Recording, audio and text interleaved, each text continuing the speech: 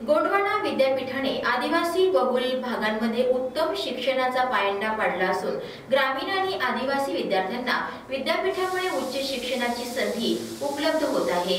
अभ्यासक्रमाबरोबरच विद्यापीठाच्या रोजगारक्षम उपक्रमांमुळे आदिवासी जनतेच्या विकासामध्ये गोंडवाना विद्यापीठ महत्त्वाची भूमिका बजावत असल्याचं मत महामहिम राज्यपाल सी.पी. राधाकृष्णन यांनी व्यक्त केलं।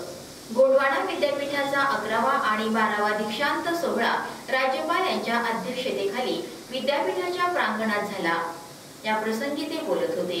यावेळी वने, सांस्कृतिक कार्य आणि मत्स्य व्यवसाय मंत्री सुधीर मुनगंटीवार यांना राज्यपालांच्या हस्ते मानद डी.लिट. पदवी प्रदान करण्यात आली। त्यानंतर राज्यपाल यांच्या हस्ते आचार्य पदवी, विविध परीक्षांमध्ये प्रथम स्थान, सुवर्ण पदक आणि प्रमाणपत्र प्राप्त करणाऱ्या पदवीकाक्षींना पदवी प्रदान करण्यात आली।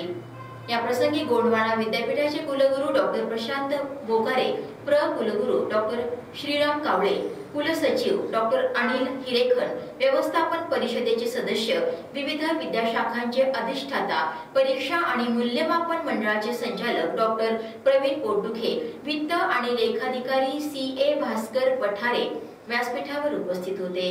तर आमदार देवराव होळी, आमदार कृष्णा गजबे, जिल्हा पोलीस अधीक्षक निलोत्पल, जिल्हा परिषदेच्या मुख्य कार्यकारी अधिकारी आयुषी सिंग आदी मान्यवर राज्यपालांच्या स्वागत प्रसंगी कार्यक्रमस्थळी उपस्थित होते।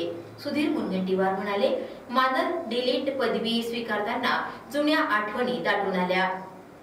माझ्या वडिलांना वाटायचे मी डॉक्टर व्हावे, पण मी डॉक्टर होऊ शकलो नाही। पण आज विद्यापीठाने मला डी.लिट. पदवी देऊन माझा सन्मान केला, त्यामुळे आयुष्यातली अपूर्णता पूर्णतेत बदलली। शिक्षणाने माणूस समृद्ध होतो असं सांगून त्यांनी विद्यार्थ्यांना स्वैराचाराचा मार्ग न अवलंबता संस्कारी मार्गाचा अवलंब करण्याचा महत्त्वाचा सल्ला दिला।